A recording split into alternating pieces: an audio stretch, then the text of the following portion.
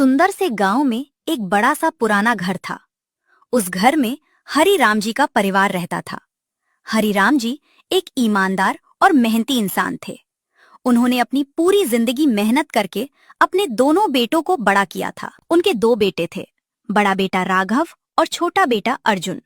दोनों भाइयों में बहुत प्यार था। मेरी सबसे बड़ी खुशी यही है कि मेरे दोनों बेटे हमेशा साथ रहें। हाँ जी, जब तक परिवार में प्यार रहेगा तब तक ये घर खुशियों से भरा रहेगा। राघव की शादी सुमन से हुई थी।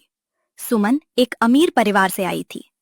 उसके पास पैसे और सुंदरता तो थी, लेकिन उसे अपने मायके के पैसों का बहुत घमंड था। हमारे मायके में तो नौकर काम करते थे, यहाँ इतना काम करना पड़ता है। सुमन, ये हमारा अपना घर है, थोड़ा बहुत काम तो करना ही पड़ता है। मैं इस घर की बड़ी बहू हूँ, मुझे ज्यादा काम करने की आदत नहीं है। कुछ समय बाद अर्जुन की शादी सीमा से तय होती है।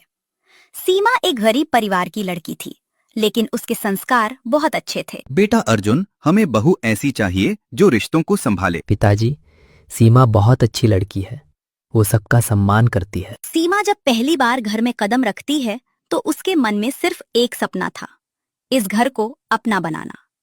आओ बेटा सीमा, इस घर में तुम्हारा स्वागत है। आज से तुम मेरी बेटी हो। माँ जी, मैं हमेशा कोशिश करूंगी कि इस घर की इज्जत और खुशियाँ बनी रहें। बेटी, इस घर में बहू बनकर नहीं, बेटी बनकर रहना। जी पिताजी। तो यही है नई बहू। नमस्ते दीदी। नमस्ते। उम्मीद है तुम्हें इस घर के नियम जल्दी समझ आ जाएंगे। जी दीदी, आप बड़ी हैं, मैं आपसे सीखूंगी। बहुत सीधी बन रही है, देखते हैं कितने दिन। सीमा को इस घर में आए कुछ दिन हो चुके थे। अपनी मीठी बोली और अच्छे व्यवहार से उसने सभी का दिल जीत लिया था। वहीं सुमन को ये बात बिल्कुल पसंद नहीं आ रही थी कि घर में हर कोई सीमा की तारीफ कर रहा है। सीमा बेटा, तू आने के बाद घर में फिर से रौनक आ गई है। माँ जी, घर तो अपनों से ही खुश रहता है। हर बात में इसकी तारीफ। आखिर मैं बड़ी बहू हूँ, फिर भी कोई मेरी बात नहीं करता। एक दिन सुमन जानबूझकर सीमा को ज्यादा काम दे देती है। सीमा, आज मेहमान आने वाले हैं, पूरा खाना तुम्हें ही बनाना होगा। ठीक है दीदी, मैं कर लूंगी। और हाँ, ध्यान रखना, हमारे घर की इज्जत खराब नहीं होनी चाहिए। सीमा अकेले ही पूरा खाना बनाती है, लेकिन सुमन चुपके से एक सब्जी में ज्यादा नमक डाल देती है। मेहमान खाना खाते हैं। बहुत अच्छा खाना बनाया है। क्या? नमक तो ज्यादा होना चाहिए था। बहू के हाथ में तो स्वाद है। मेरी सीमा तो बहुत समझदार है। रात को आपको नहीं लगता आपकी माँ अब हर बात में सीमा की तारीफ करती हैं? सुमन, सीमा ने कुछ गलत तो नहीं किया? यही तो बात है, वो इतनी अच्छी बनने की कोशिश कर रही है कि सबको अपने पक्ष में कर रही है। तुम गलत सोच रही हो। दूसरी तरफ अर्जुन अपनी पत्नी सीमा की मेहनत देख रहा था। सीमा, तुम इतना काम क्यों करती हो? क्योंकि ये मेरा भी घर है अर्जुन, मैं चाहती हूँ सब खुश रहें। मुझे गर्व है कि मुझे तुम जैसी पत्नी मिली। लेकिन सुमन अब सीमा को सिर्फ परेशान नहीं करना चाहती थी, वो उसे घर वालों की नजरों में गलत साबित करना चाहती थी। एक दिन वो अपनी एक महंगी साड़ी निकालती है। अब देखती हूँ सीमा कैसे सबके सामने अच्छी बनती हो। वो साड़ी को छुपा देती है। शाम को, माँ जी, मेरी सबसे महंगी साड़ी नहीं मिल रही। कहाँ रखी थी बेटा? मेरे कमरे में थी, पता नहीं कैसे गायब हो गई। घर की चीज है, मिल जाएगी। वैसे कल कमरे की सफाई सीमा ने ही की थी। सीमा हैरान रह जाती है। उसे समझ नहीं आता कि अचानक उस पर शक क्यों किया जा रहा है, लेकिन ये तो सिर्फ शुरुआत थी। सीमा बेटा, हमें उम्मीद है कि तुम इस बात के बारे में कुछ जानती नहीं होगी। माँ जी, मैंने कभी इस घर की किसी चीज को अपना समझकर गलत तरीके से नहीं लिया। मैं तो बस इतना कह रही हूँ कि साड़ी मेरे कमरे में थी और वहाँ सफाई सीमा ने की थी। सुमन, सिर्फ शक के आधार पर किसी पर इल्जाम लगाना सही नहीं है। पिताजी, मैं तो बस सच जानना चाहती हूँ। अब धीरे धीरे सबका भरोसा इसके ऊपर से हटेगा। सीमा, तुम परेशान क्यों हो? अर्जुन, मुझे दुख इस बात का नहीं कि मुझ पर शक हुआ, दुख इस बात का है कि इस घर को मैंने अपना माना और फिर भी मुझे पराया समझा गया। मुझे तुम पर पूरा भरोसा है, तुम ऐसा कभी नहीं कर सकती। अगले दिन घर की सफाई करते समय माँ को वही साड़ी एक पुराने बैग में मिलती है। अरे, ये तो सुमन की साड़ी है, ये यहाँ कैसे आ गई? शायद मुझसे ही गलती से रखी गई होगी। देखा, बिना सोचे किसी पर शक नहीं करना चाहिए। रात में, बेटा सीमा, हमें माफ करना। माँ जी, गलती आपकी नहीं है, लेकिन रिश्तों में भरोसा बहुत जरूरी होता है। एक बार फिर ये बच गई, सब इसे अच्छा समझते हैं। सुमन, अब तो तुम्हें समझ जाना चाहिए कि सीमा निर्दोष है। नहीं राघव, जब तक ये इस घर में है सब इसे ही अच्छा समझेंगे। कुछ दिनों बाद घर में एक बड़ा फैसला होने वाला था। हरिराम जी ने सोचा कि अपनी सारी जिम्मेदारियां अब दोनों बेटों को दे दें, लेकिन सुमन के मन में कुछ और ही चल रहा था। अगर सीमा की इज्जत ऐसे ही बढ़ती रही तो एक दिन ये घर उसी का हो जाएगा। अब मुझे कुछ बड़ा करना होगा। एक दिन हरिराम जी दोनों बेटों को बुलाते हैं। बेटो, अब उम्र हो रही है, मैं चाहता हूँ कि घर की कुछ जिम्मेदारियां तुम दोनों संभालो। पिताजी आप चिंता मत कीजिए, हम हमेशा आपके साथ हैं। हर कोई सीमा की तारीफ करता था, लेकिन सुमन के मन में जलन और बढ़ती जा रही थी। माँ जी तो अब हर बात सीमा से पूछती हैं। सुमन, क्योंकि सीमा समझदारी से काम करती है। तो क्या मैं समझदार नहीं हूँ? मैंने ऐसा नहीं कहा। एक दिन हरिराम जी अर्जुन को घर के कुछ जरूरी खर्चों की जिम्मेदारी देते हैं। बेटा अर्जुन, ये घर की जरूरतों के लिए पैसे हैं, संभाल कर रखना। जी पिताजी। सीमा पैसे संभाल कर रख देती है। सुमन को यही मौका चाहिए था। वो चुपके से कुछ पैसे निकाल लेती है और फिर सबके सामने हंगामा करती है। माँ जी, घर के पैसे गायब हैं। क्या? कैसे? कल तक तो पैसे अलमारी में थे। अलमारी की चाबी किसके पास थी? मेरे पास और सीमा के पास। लेकिन पिताजी, मैंने तो पैसे छुए भी नहीं। मैंने कब कहा कि तुमने ही लिए हैं? लेकिन घर में नहीं तो तुम ही आई हो। भाभी, आप सीमा पर ऐसे शक कैसे कर सकती हैं? मैं तो बस सच बोल रही हूँ। मेरी पत्नी पर बिना सबूत इल्जाम मत लगाइए। इस घर में कोई किसी पर झूठा इल्जाम नहीं लगाएगा। हमें अपनी बहू सीमा पर पूरा भरोसा है। रात में सुमन अपने कमरे में जाती है और अलमारी खोलती है। वह वही पैसे निकाल कर देखती है। अब देखना सीमा, इस बार कोई तुम्हें नहीं बचा पाएगा। अगली सुबह घर में पूजा होती है। सीमा मंदिर की सफाई कर रही होती है। अचानक सुमन जोर से चिल्लाती है, ये क्या है? सब भाग कर आते हैं। सुमन के हाथ में वही पैसे होते हैं। ये पैसे सीमा के कमरे से मिले हैं। क्या?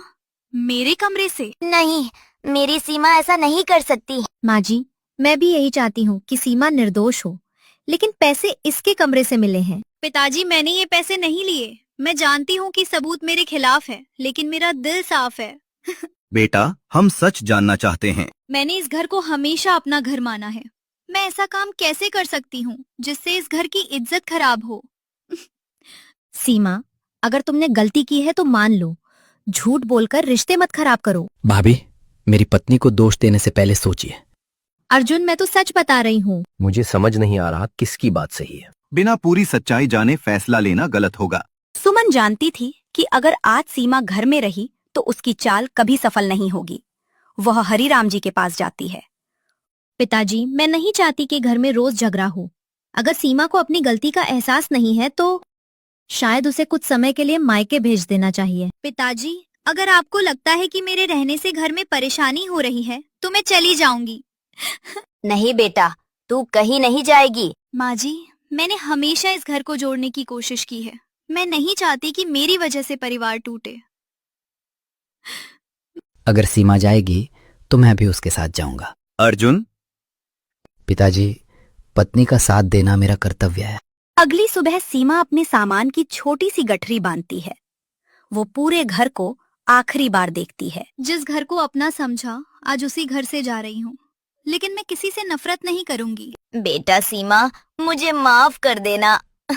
माँ जी, आपका आशीर्वाद हमेशा मेरे साथ रहेगा। बेटा, हमें उम्मीद है एक दिन सच जरूर सामने आएगा। अब इस घर में मेरी ही इज्जत होगी। सीमा और अर्जुन घर छोड़कर एक नई जिंदगी शुरू करने निकल पड़े थे।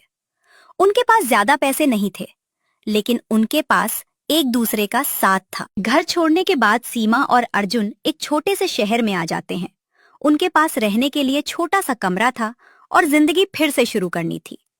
अर्जुन, परेशान मत होना, हमारे पास एक दूसरे का साथ है। हम सब ठीक कर लेंगे। मुझे दुख सिर्फ इस बात का है कि तुम्हें बिना गलती के इतना सहना पड़ा। जो हुआ उसे छोड़ दो। मेहनत करेंगे तो भगवान रास्ता जरूर दिखाएंगे। अर्जुन को एक छोटी सी नौकरी मिल जाती है। वो दिन रात मेहनत करता है। वही सीमा भी खाली नहीं बैठती। वो घर में बनाए हुए खाने और अचार बेचने का छोटा काम शुरू करती है। बहू, तुम्हारे हाथ की अचार का स्वाद तो बहुत अच्छा है। अगर आपको पसंद है तो मैं और बना दूंगी। कुछ महीनों बाद सीमा का छोटा सा काम धीरे धीरे बढ़ने लगता है। लोग उसके बनाए खाने की तारीफ करने लगते हैं। आपके हाथ में तो स्वाद है।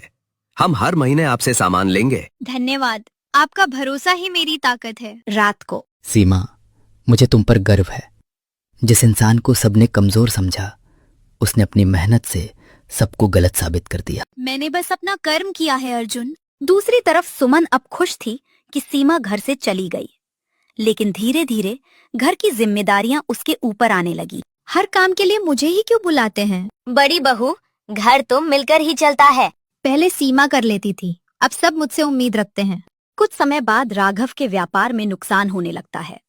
घर की आर्थिक स्थिति खराब होने लगती है। सुमन, हमें खर्चों पर ध्यान देना होगा। लेकिन मैं क्या करूं? कुछ सालों में सीमा और अर्जुन की मेहनत से उनका छोटा काम एक बड़ी दुकान में बदल जाता है। अब लोग सीमा को उसके अच्छे व्यवहार और ईमानदारी के लिए जानते थे। एक दिन अर्जुन को खबर मिलती है, सीमा, मुझे पता चला है कि पिताजी के घर में बहुत परेशानी चल रही है। क्या हुआ? भैया का व्यापार बंद होने वाला है। क्या तुम अब भी उनकी मदद करना चाहोगी, जिन्होंने हमारे साथ ऐसा किया? अर्जुन, रिश्ते गलतियों से खत्म नहीं होते। अगर मेरे परिवार को मेरी जरूरत है तो मैं जरूर मदद करूंगी। सीमा, हमें पिताजी से मिलने जाना चाहिए। हाँ अर्जुन, रिश्ते चाहे कितने भी मुश्किल हो जाएं, माता पिता का रिश्ता हमेशा सबसे ऊपर होता है। उधर हरिराम जी और शांति देवी अब पहले जैसे खुश नहीं थे। राघव का व्यापार नुकसान में चला गया था। घर के खर्च चलाना मुश्किल हो गया था। काश आज अर्जुन और सीमा हमारे साथ होते। मुझे हमेशा लगता था सीमा इस घर की खुशियाँ थी। कौन है? सीमा बेटा। माँ जी, मैं वापस आई हूँ। तुम यहाँ क्यों आई हो? दीदी, मैं मदद करने आई हूँ। इतना सब होने के बाद भी? उसी समय हरिराम जी को एक पुरानी बात याद आती है। उन्हें वो दिन याद आता है जब पैसे सीमा के कमरे से मिले थे। सुमन बेटा, एक बात पूछनी है। क्या पिताजी? क्या उस दिन पैसे सच में सीमा के कमरे से मिले थे या? सुमन की आंखों में आंसू आ जाते हैं। पिताजी, मैं गलत थी। सब हैरान हो जाते हैं। मैं सीमा से जलती थी। मुझे लगता था कि सब उससे ज्यादा प्यार करने लगे हैं। मैंने ही पैसे वहां रखे थे। मैंने ही उसे घर से निकालने की साजिश की थी। सुमन, तुमने अपनी ही बहन जैसी बहू के साथ ऐसा किया। तुमने बहुत बड़ी गलती की सुमन। सब सीमा की तरफ देखते हैं। बेटा सीमा, हमें माफ कर दो, हम तुम्हें बचा नहीं पाए। पिताजी, आप मेरे बड़े हैं, माफी मांगकर मुझे छोटा मत कीजिए। गलती इंसान से होती है, लेकिन रिश्ते बचाना भी जरूरी होता है। सुमन रोते हुए सीमा के पास आती है। सीमा, मुझे माफ कर दो।